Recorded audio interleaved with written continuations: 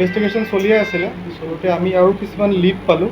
তেওঁলোকে ডকাইতি কৰি পেলাই নৰি কলঙৰ যোনটো ডাম্প এৰিয়া আছে তাতে দুখন দা থ্ৰ' কৰিছিলে আৰু বেগ এটা আছিলে তেওঁৰ ঘৰৰ পৰা আনি থ্ৰ' কৰি তেওঁলোকে গুৱাহাটী পিনে গৈছিলে, য'ত আমি পিছত টোল গেটৰ পৰা আমি গাড়ীখনৰ যোনটো ক্ৰাইমত ইউজ কৰিছিলে আমি গাড়ীখনো আমি চিজ কৰিছোঁ। এই গাড়ীখন ইউজ কৰি সেইদিনাখন তেওঁলোকে ডকাইতিটো কৰিছিলে আৰু আমি যোনখিনি গম পাইছোঁ যোনটো সোণ আমাৰ ডক্টৰ চাহাবে পিন্ধিছিলে সেই সোণটো একচুৱেলি ৰিয়েল গ'ল্ড নাছিলে।